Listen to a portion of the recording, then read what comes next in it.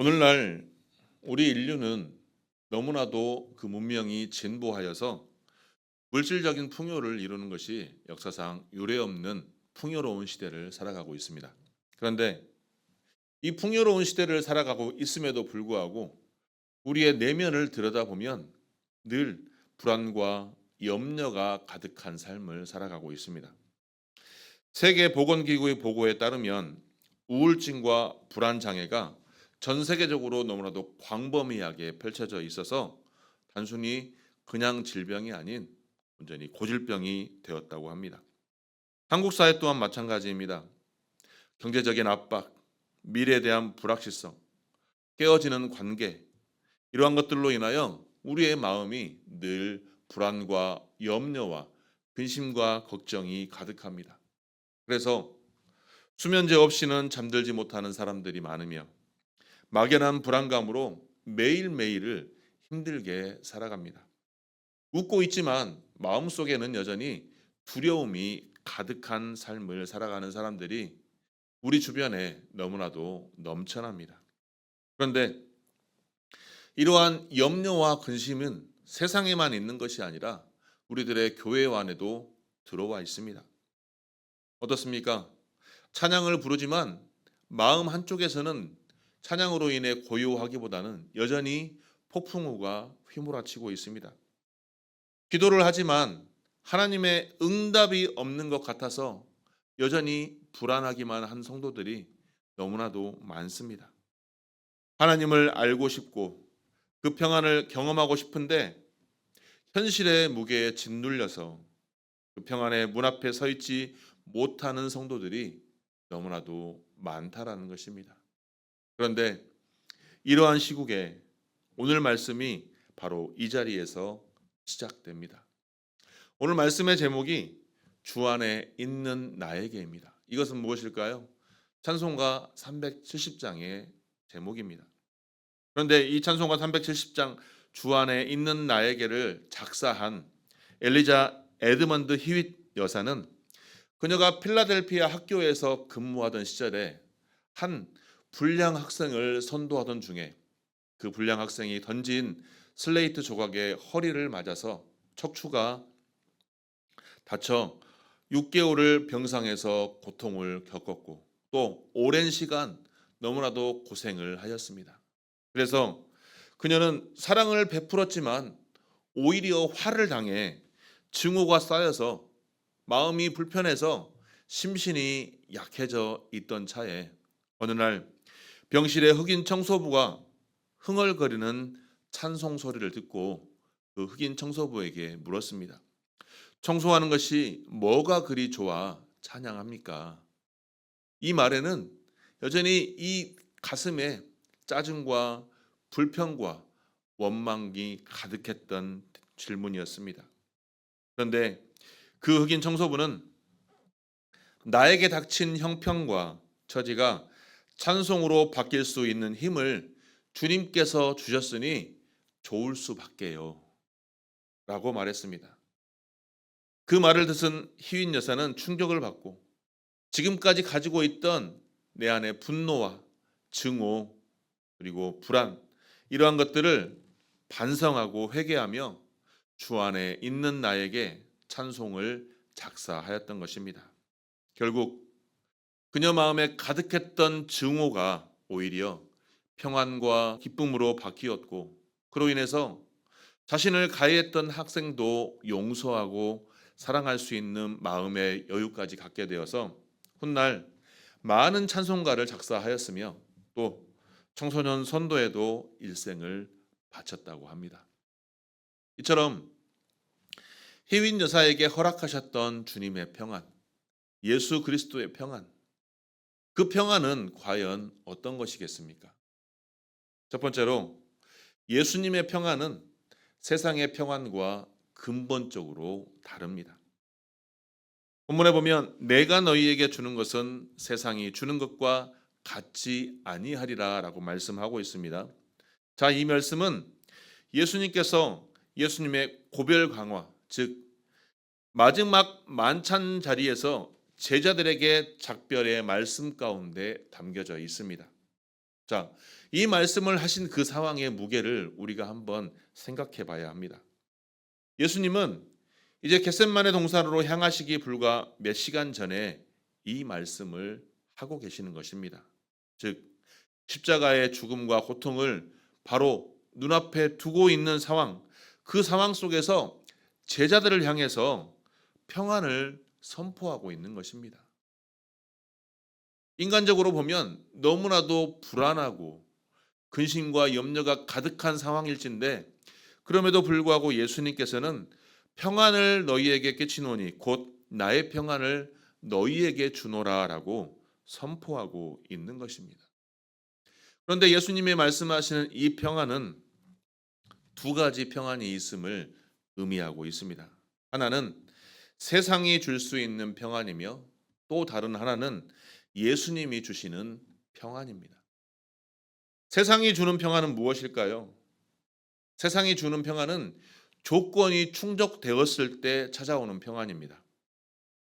나에게 닥친 문제가 해결이 되었을 때, 건강검진을 했는데 모든 것이 깨끗이 나왔을 때, 사람들과의 갈등이 해결되었을 때, 내가 원하는 직장에서 내가 원하는 보수를 받고 그걸 통해 안도함과 편안함을 느끼는 것이 바로 세상이 주는 평안입니다.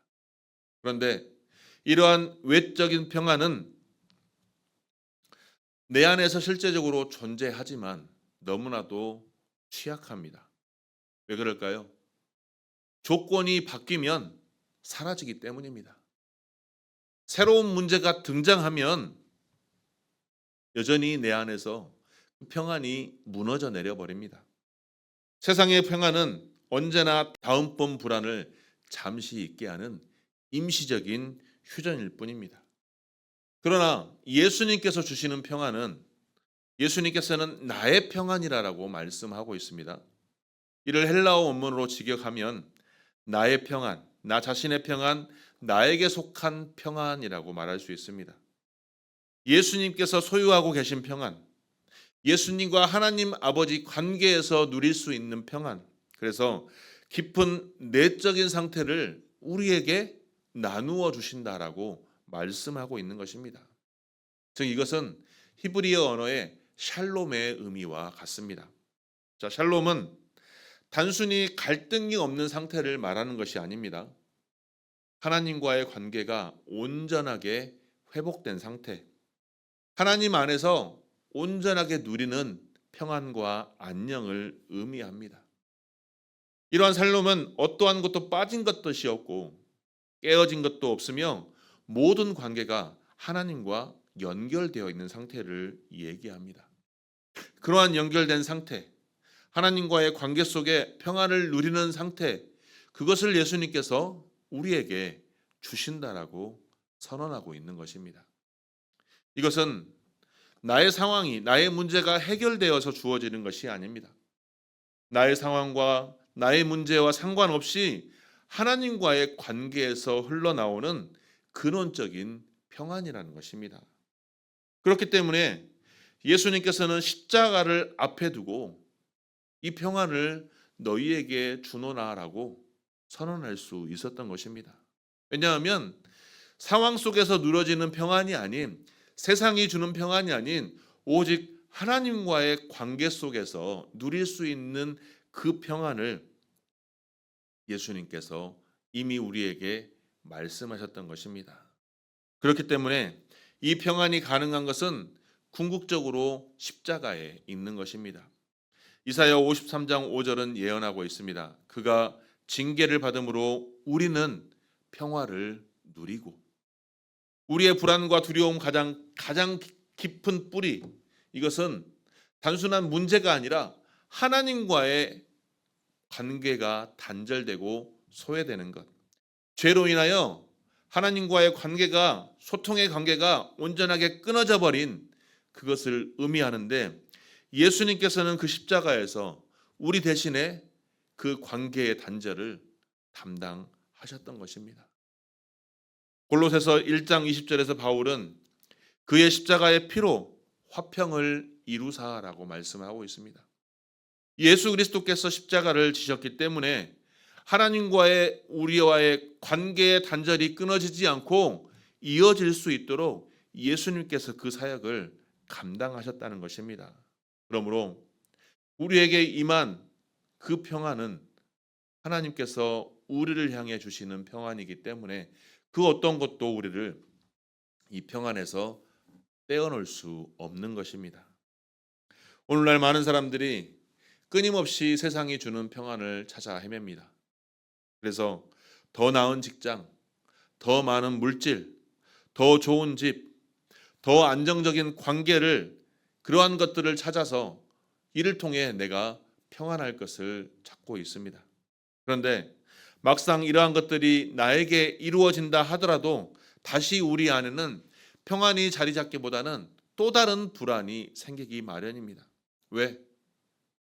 세상이 주는 평안은 우리를 끝없이 달리게 할 뿐 진정한 안식을 주지 못하기 때문입니다. 우리 믿음의 사람들도 이러한 함정에서 자유롭지 못합니다. 우리는 어떻습니까?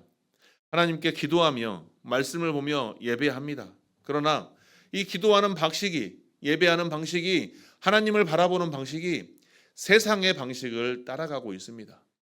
하나님, 이 문제만 해결되면 내가 평안할 것 같습니다. 이것만 해결해 주십시오. 그러면 내가 더욱더 헌신하겠습니다. 더욱더 예배자의 삶을 살아가겠습니다. 라고 우리는 기도합니다. 왜? 나의 당장에 놓인 문제의 해결이 가장 크게 보이기 때문입니다. 그리고 이거를 통해 평안의 조건을 하나님과 딜하고 있는 것입니다. 문제보다 크신, 상황보다 크신 하나님을 바라보지 못하고 내 앞에 놓인 문제만 크게 보여서 이 문제만 해결해 주라고 하나님께 간구하는 것입니다. 그런데 예수님께서는 우리에게 내가 너희에게 평안을 준다라고 말씀하고 있습니다. 문제가 해결될 때 평안을 주시는 것이 아니라 지금 이 순간 아무 조건 없이 우리에게 평안을 주신다라고 선포하고 있는 것입니다. 그렇다면 예수님께서 이 주시는 평안, 그 평안을 우리는 어떻게 경험할 수 있겠습니까? 첫 번째는 세상의 평안과 예수님의 평안을 혼돈하지 않는 것입니다. 내 마음에 불안한 것이 꼭 신앙이 없어서가 아닙니다. 여전히 우리는 연약하고 여전히 어려운 상황에서 두려움을 느끼는 자연스러운 존재입니다. 예수님께서도 겟셋마네 동산에서 땀이 핏방울 같이 되도록 기도하시면서 그 두려움 속에서 무엇하고 기도하고 있습니까? 내 뜻대로 마옵시고 아버지 뜻대로 하옵소서라고 기도의 결론을 지으며 하나님을 신뢰하는 자리로 나아갑니다. 예수님의 평안은 감정적 고통이 없는 상태가 아니라 고통과 두려움 속에서도 하나님 아버지를 신뢰하는 관계 속에 나아가는 그 자리 가운데 있었습니다. 이것이 바로 우리가 세상의 평안과 예수님의 평안을 혼돈하지 않을 수 있는 기준인 것입니다. 내 원대로, 내 뜻대로가 아닌 하나님의 뜻대로, 하나님 아버지의 뜻대로 나아갈 수 있는 저와 여러분의 믿음이 되시기를 주님의 이름으로 축원합니다. 둘째로, 내가 지금 기대하고 있는 것이 무엇인지를 점검해 봐야 합니다. 즉, 나의 평안의 기준이 어디에 있는지, 내 은행 통장의 잔고에 있는지, 아니면 내 자녀의 성적에 있는지, 아니면 나의 건강 수치에 달려 있는지, 아니면 오직 예수 그리스도께 달려 있는지, 나의 평안의 기준이 무엇인지를 점검해 보아야 합니다. 세상에 줄 수 있는 평안들은 언제든지 변할 수 있습니다. 하지만 예수님의 평안은 변하지 않는 평안의 근원입니다. 그래서 히브리서 13장 8절에서도 이렇게 선언합니다. 예수 그리스도는 어제나 오늘이나 영원토록 동일하시느니라 라고 말씀합니다. 변하지 않는 예수 그리스도의 평안이 저와 여러분에게 임하기를 소망합니다. 그 평안이 우리 안에 넘치기를 소망합니다. 그럴 때 우리가 세상의 것을 바라보지 않고 오직 하나님을 바라보며 예수 그리스도의 평안이 우리 안에 넘침으로 그 평안을 통해 하나님께 영광 돌릴 수 있는 저와 여러분이 되시기를 주님의 이름으로 축원합니다. 둘째로 평안은 명령이자 선물입니다. 너희는 마음에 근심하지도 말고 두려워하지도 말라라고 말씀하고 있습니다. 자, 이 말씀은 요한복음 14장 1절에서도 반복하고 있습니다. 14장 1절을 보니 너희는 마음에 근심하지 말라 하나님을 믿으니 또 나를 믿으라. 이처럼 예수님의 고별 광야에서는 처음과 끝에 근심하지 말라, 두려워하지 말라 선언하고 있습니다. 이것은 무엇을 의미할까요? 우리 문법적으로 얘기할 때는 수미상관 문법이라고 얘기를 합니다. 앞에와 뒤에가 똑같은 문장을 써서 강조하고 있는 것입니다. 즉, 하나님께서는 이 말씀의 핵심이 바로 근심하지 말고 두려워하지 말라라고 선포하고 선언하고 있는 것입니다. 그런데 여기서 우리는 한 가지 이상한 점이 있습니다. 두려워하고 근심하는 것은 감정입니다. 내 감정을 누군가의 나에게 명령하여서 두려워하지 마, 근심하지 마, 하지 마 라고 명령한다는 게 맞지 않다라는 것입니다. 그리고 이를 통해서 우리가 잘못 오해할 수도 있는 것입니다. 내가 두려워하면 왠지 하나님의 말씀을 어기고 죄를 짓는 것이 아닌가, 내가 근심하고 있으면 믿음이 없는 것이 아닌가, 이렇게 오해하는 생각을 할 수도 있습니다. 그러나 이 말씀을 듣기 전에 우리는 이 앞에 나오는 선언을 함께 읽어야 합니다. 앞에 보면 처음에 서두가 뭐라고 나와 있습니까? 평안을 너희에게 끼치노니 너희에게 주노니, 이미 평안을 너희에게 주었으니 근심하지 말고 두려워하지 말라라고 명령하고 있는 것입니다. 즉, 이미 예수님께서 평안을 주었으니 그 평안만 붙들라라고 초청하며 격려하는 문구라는 것입니다. 신학자 레온 모리스는 이 구절을 도덕적인 명령이 아니라 복음적인 명령이라고 말하고 있습니다. 그래서 해야 한다는 의무의 명령이 아니라 이미 주어진 것을 받으라는 믿음의 요청이라는 것입니다. 다시 말해, 두려워 말라, 근심하지 말라 명령을 통해 내 안이 불편한 것이 아니라 이미 두려워할 필요도 없으며 근심할 필요도 없는 평안이 우리 안에 이미 주어졌으니 그 평안을 붙들며 더욱 하나님의 은혜를 누리라라고 말씀하고 있는 것입니다. 의사 선생님께서 환자에게 이제 두려워하지 마세요, 이미 다 깨끗하게 치료됐습니다라고 말하는 것은 두려워하는 것이 잘못하는 것이 아니라 이미 내 안의 병이 깨끗하게 치료되었으니 그 사실을 신뢰하고 믿어라, 그래서 더 이상 그 병으로 인하여 두려워할 필요가 없습니다라는 확신의 선언과도 같은 것입니다. 그러므로 우리 안에서, 내 안에서 두려워하거나 근심할 필요가 없는 것은 이미 예수님께서 우리 안에 평안을 주셨다는 사실을 확신할 수 있는 저와 여러분이 되시기를 소망합니다. 두려워하다에 해당하는 원어의 의미는 아무 근거 없이 압도당하는 두려움을 뜻합니다. 예수님께서는 외부의 폭풍이 너희 내면을 요동치게 하도록 내버려 두지 말라, 근거 없는 두려움에 압도당하지 말라, 너희에게는 내가 준 평안이 있다라고 말씀하고 있습니다. 시편 42편 5절에서 내 영혼아 어찌하여 내가 낙심하여 어찌하여 내 속에서 불안해하는가, 너는 하나님께 소망을 두라 라고 말씀하고 있습니다. 예수님께서 허락하신 그 평안을 통해서 우리가 영원한 하나님의 나라를 소망 가운데 두면서 온전히 하나님의 은혜를 누리고 예수 그리스도의 평안이 우리 안에 넘치기를 소망합니다. 그리고 이제 더 나아가서 요한복음 14장의 문맥을 살펴보면 예수님의 이 문맥을 선포하기 이전에 성령께서 이미 이를 약속하심을 말씀하고 있습니다. 26절의 말씀입니다. 함께 읽겠습니다. 시작. 보혜사 곧 아버지께서 내 이름으로 보내실 성령, 그가 너희에게 모든 것을 가르치고 내가 너희에게 말한 모든 것을 생각나게 하리라. 아멘. 즉 예수님의 평안은 바로 성령과 긴밀하게 연결되어 있습니다.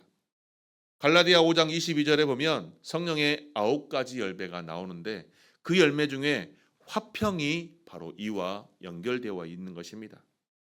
평안은 우리 스스로 만들어낸 심리적 상태가 아닙니다. 성령 하나님께서 우리 안에 이루어 가시는 열매라는 것입니다. 하나님께서 허락하시는 그 성령의 열매, 그 열매가 우리 안에서 이루어지려면 늘 우리는 성령을 사모해야 한다는 것입니다. 성령의 임재를 사모해야 한다는 것입니다. 그런데 오늘날 많은 그리스도인들이 가지고 있는 큰 어려움 중에 하나가 바로 두려움에 대한 두려움입니다. 두렵고 불안한 것이 마치 죄인 양, 내가 마치 믿음이 없는 양, 그 두려운 감정을 숨기고 억압하다 보니 내 안에서 더욱더 그 두려움이 크게 작동하는 것입니다. 신앙이 좋은 사람은 마치 불안하면 안 되는 것처럼, 두려워하면 안 되는 것처럼 이러한 원리가 우리 안에서 작동하다 보니 내가 불편하고 불안하면, 두려워하면 마치 하나님 앞에 믿음이 없는 사람 되는 것처럼 우리가 착각을 하고 있다라는 것입니다. 그래서 우리는 첫 번째로 그 두려운 감정도 인정해도 된다는 것입니다. 베드로도 무리를 걸 때 두려워했습니다. 제자들도 폭풍우에서 무서워했습니다. 엘리야도 광야에서 죽기를 구했습니다. 성경의 많은 위인들이 문제 속에서 두려워하였습니다. 그러나 두려움으로 끝난 것이 아니라 그들은 그 두려움 속에서 하나님을 찾았고 그 하나님을 찾음으로 평안을 얻었습니다. 두려움을 느끼는 것이 문제가 아니라 두려움 속에서 하나님을 찾고 하나님께서 허락하시는 그 평안이 저와 여러분께 임하기를 축복합니다. 두 번째는 예수님의 명령을 믿음으로 선포하는 훈련을 해야 합니다. 나에게 두려움과 염려가 밀려올 때 나는 근심하지 않겠습니다. 두려워하지 않겠습니다. 예수 그리스도의 평안이 내 안에 있기 때문입니다라고 선포할 수 있는, 입술로 고백할 수 있는 저와 여러분이 되시기를 소망합니다. 이 입술의 고백이, 이 선포가 처음에는 나오지 않을 수도 있습니다. 마음에 따라오지 않을 수도 있습니다. 하지만 믿음은 감정이 준비될 때까지 기다려주지는 않습니다. 감정보다 먼저 행동하는 것이 믿음입니다. 믿음은 들음에서 나며 들음은 그리스도의 말씀으로 말미암는다고 로마서 10장 17절에서 말씀하고 있습니다. 그러므로 믿음이 생겨날 때까지 선포하시기 바랍니다. 내가 그 믿음이 온전히 나에게 충족되지 않더라도 선포하시기 바랍니다. 누구의 이름으로? 예수 그리스도의 이름으로 선포하시기 바랍니다. 내가 두려움이 밀려올 때, 내가 불안함이 밀려올 때 예수 그리스도의 이름으로 선포하노니 두려움은 떠나갈지어다. 예수 그리스도의 평강이 나에게 온전히 임했으니 나에게 임한 두려움과 불안과 염려와 근심은 떠나갈지어다라고 선포하며 두려움을 승리로 바꾸시는 저와 여러분이 되기를 주님의 이름으로 축원합니다. 셋째로 성령의 도우심을 구해야 합니다.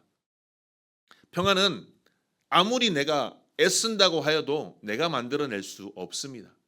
그렇기 때문에 성령 하나님을 우리가 내 안에서 이루어질 수 있도록 성령의 도우심을 구해야 하는 것입니다. 하나님, 성령의 임재를 통해서, 성령의 도우심을 통해서 내가 오늘 하루 평안할 수 있도록, 어떠한 상황에서도 예수 그리스도의 평안이 내 마음 안에서 이루어질 수 있도록 역사하여 주옵소서라고 하루를 시작하며 기도할 수 있는 저와 여러분이 되시기를 소망합니다. 그럴 때 예수 그리스도의 평강이 내 안에 넘쳐서 어떠한 상황 속에서도, 어떠한 문제 속에서도 두려움을 기쁨과 감사로 전환하여서 승리할 수 있을 줄 믿습니다. 그러한 승리를 누리는 저와 여러분이 되시기를 주님의 이름으로 축원합니다. 셋째로, 평안은 떠나지 않는 동행자입니다. 오늘 말씀에도 보면 평안을 너희에게 끼치노니 곧 나의 평안을 너희에게 주노라라고 말씀하고 있습니다. 자, 끼친다라는 의미는 헬라어 원어적 의미를 봤을 때 남겨두다, 물려주다의 뜻을 가지고 있습니다. 근데 이 뜻은 고대 그리스 문화에서 임종을 앞둔 사람이 자녀들에게 재산을 물려줄 때, 사랑하는 사람에게 자신의 남은 것을 물려줄 때 사용하고 있었습니다. 그런데 예수님께서는 지금 제자들과 고별의 자리에서 이 단어를 사용하고 있습니다. 단순한 작별 인사가 아니라 십자가를 향해 떠나시는 주님이 제자들을 향해 가장 좋고 귀한 유산을 남겨주시는 것이 바로 평안이라는 사실입니다. 예수님은 제자들에게 물질적 유산을 남겨주지 않았습니다. 권력도, 왕자도, 제국도 남기지 않으시며 예수님께서 남겨주신 것은 오직 나의 평안이었습니다. 그런데 이 평안이 중요한 사실이 있습니다. 첫 번째는 이 평안은 예수님께서 떠나신 후에도 제자들과 함께 머문다는 사실입니다. 예수님이 육신으로 함께 계실 때만 누릴 수 있는 평안이 아니라 성령을 통해서 예수님의 임재 안에서 지속적으로 누릴 수 있는 평안을 제자들에게 허락하셨다는 것입니다.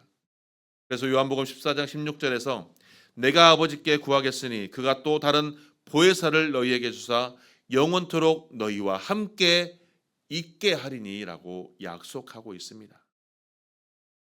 성령을 통해 우리에게 주시는 평안, 그것이 바로 오늘 저와 여러분에게도 함께 임재하고 있음을 꼭 기억하시기 바랍니다. 둘째로 이 평안은 상황에 따라 주어졌다가 회수하는 것이 아닙니다. 끼치노니 즉 남겨둔다는 평안은 우리 삶에 영구적으로 거하는 것을 암시하고 있습니다. 내가 잘할 때만 주어지는 것이 평안이 아니라 실패할 때는 거두어가는 것이 평안이 아니라 이미 우리 안에 늘 임재하고 있는 것이 바로 평안이라는 것입니다. 누구를 통해?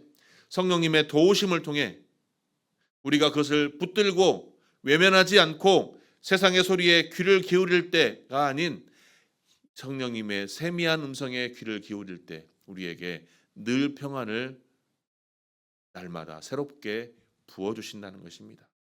그것이 바로 세 번째, 나의 평안이라는 것입니다. 예수님의 일반적인 평안을 주시는 것이 아니라 직접 누리시는 바로 그 평안을 나누어 주신다는 것입니다.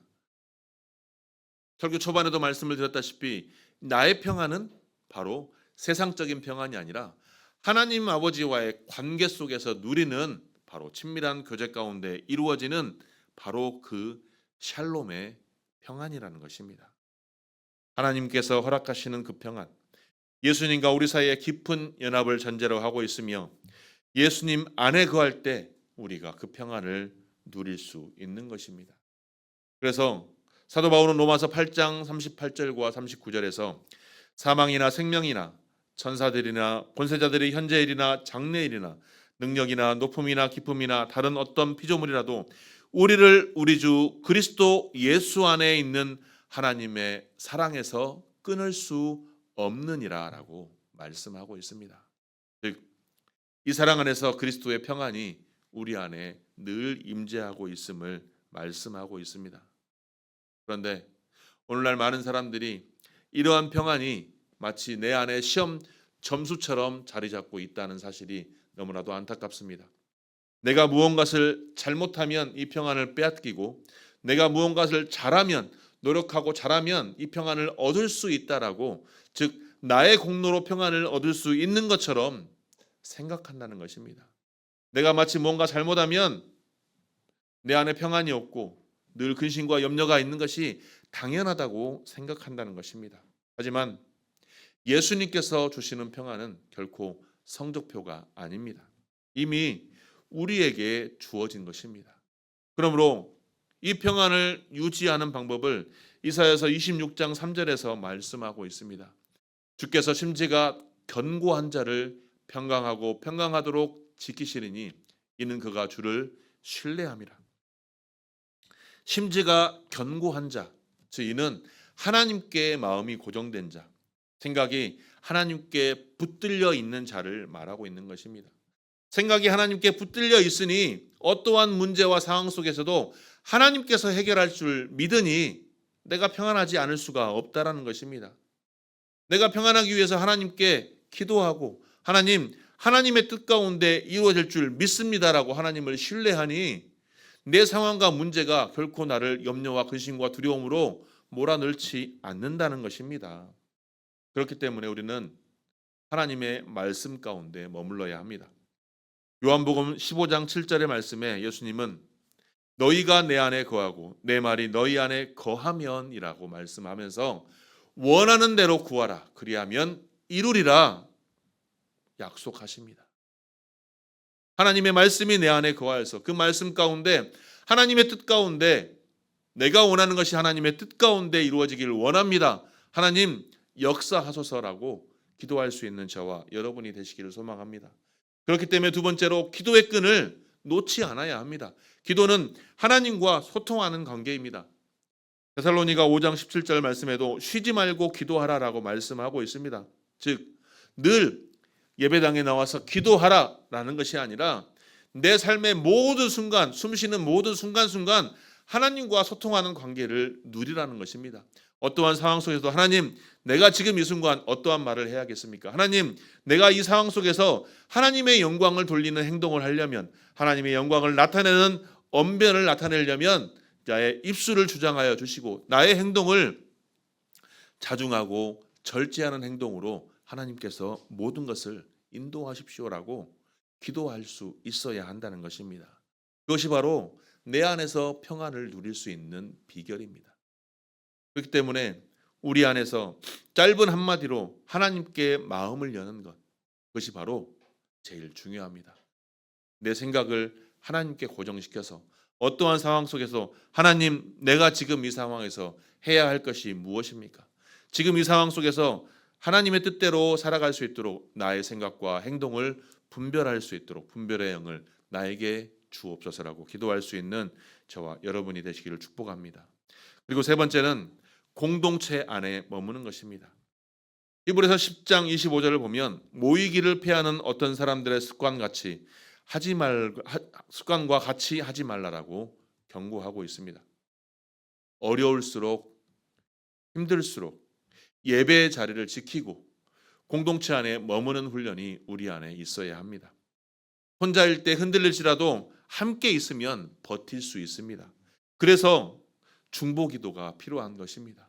함께 기도할 수 있는 기도의 동역자가 필요한 것입니다. 기도의 동역자와 중보기도자가 어디에 있습니까? 우리 안에 공동체 안에 있습니다. 또 다른 공동체에 있습니다. 소리의 공동체가 함께 그 신앙을 붙들어 주어서 이것이 하나님께서 원하시는 아름다운 우리 교회가 되기를 소망합니다. 그것이 바로 교회가 가지고 있는 기능 중에 하나인 것입니다. 이처럼 예수님께서 허락하시는 평안은 세상이 주는 평안과 근본적으로 다릅니다. 그 평안은 명령이자 우리에게 주시는 선물임을 기억해야 합니다. 그리고 이 평안은 떠나지 않는 우리의 동행자입니다. 그러한 평안이 우리에게 임할 때 우리는 어떠한 상황에서도 평안할 수 있으며 어떠한 두려움도 이겨낼 수 있습니다. 이러한 진리를 몸소 살아낸 인물이 하나 있었습니다. 바로 다니엘입니다. 다니엘은 하나님께 하루에 3번 기도했다는 이유로 사자굴에 던져졌습니다. 그런데 그날 밤 이 다리오 왕은 이제 다니엘이 사자에게 잡혔을 먹힐까 봐 밤잠을 자지 못하고 늘 근심하며 염려하였습니다. 두려움과 염려로 밤을 지새웠습니다. 그런데 다니엘은 그 사자굴 안에서도 평안했습니다. 날이 밝아 달려와 부르짖을 때 다니엘은 담담하고 평안하게 다리오 왕에게 대답하였습니다. 나의 하나님이 이미 그의 천사를 보내어 사자들의 입을 봉하셨으므로 사자들이 나를 상하지 못하게 하셨사오니. 사자굴 밖에 다리오 왕은 염려로 무너졌지만 사자굴 안에 다니엘은 평안하였습니다. 이것이 무엇을 의미할까요? 평안은 상황에 있지 않다라는 것입니다. 다니엘은 이방 땅에 포로로 잡혀왔음에도 불구하고 왕의 명령이 있었음에도 불구하고 하루에 3번 하나님을 온전히 바라보았던 것입니다. 그것이 일상의 훈련 속에 그 신앙이 쌓여 있었던 것입니다. 많은 믿음의 사람들이 위기의 순간에 문제가 있을 때, 그럴 때 폭풍이 몰아칠 때만 하나님을 찾습니다. 문제가 있을 때만 예배당에 나와 무릎 꿇고 기도합니다. 하지만 하나님은 그러한 기도도 들으시지만 늘 일상의 삶 속에 하나님을 찾는 자를 더 붙들어 주신다를 기억하시기 바랍니다. 설교 초반에 말씀을 드렸던 주 안에 있는 나에게를 작사한 에드먼드 히윗 여사, 그가 영혼의 평안을 노래할 수 있었던 것은 그가 강했기 때문이 아닙니다. 특별히 그 안에서 고통을 느끼지 못하는 감정이 있어서도 아닙니다. 그녀는 분노와 증오가 가득했습니다. 그러나 그 분노와 증오가 예수 그리스도의 평안이 다 덮어버리자 세상이 줄 수 없는 기쁨과 감사와 평안이 넘치는 삶을 살았던 것입니다. 그 평안을 오늘 예수님께서 우리에게 말씀하십니다. 평안을 너희에게 끼치노니 곧 나의 평안을 너희에게 주노라. 내가 너희에게 주는 것은 세상이 주는 것과 같지 아니하니라. 너희는 마음에 근심하지도 말고 두려워하지도 말라. 이 말씀을 오늘 우리에게 말씀하고 있습니다. 여전히 우리의 삶은, 우리의 상황은 달라질 기미가 보이지 않습니다. 하지만 한 가지 확실한 건 있습니다. 예수님께서 이 평안을 오늘 우리에게 주셨다는 사실, 그 평안을 내가 확신하기만 한다면 내 상황과는 상관없이 내가 평안할 수 있다는 사실, 그리고 그 평안이 나의 폭풍의 삶 속에서도 나를 붙들어줄 수 있는 믿음의 닻이라는 사실. 그러므로 오늘 예배당을 나가서 삶 속에서 이렇게 고백하기를 소망합니다. 주님, 저는 지금 두려움과 근심이 있습니다. 하지만 주님께서 저에게 평안을 주셨음을 믿습니다. 그 평안을 이 자리에서 붙들겠습니다. 세상에 줄 수 없는 주님의 평안이 내 안에 임재하고 있음을 확신합니다. 고백할 수 있는 저와 여러분이 되시기를 소망합니다. 그래서 그 고백 속에 더욱더 예수 그리스도의 평안을 누리며 이 땅 가운데서도 어떠한 상황 가운데도 흔들리지 않는 믿음의 든든한 기둥이 되어서 하나님께 영광 돌리는 귀한 주의 권속들이 되시기를 주님의 이름으로 축원합니다.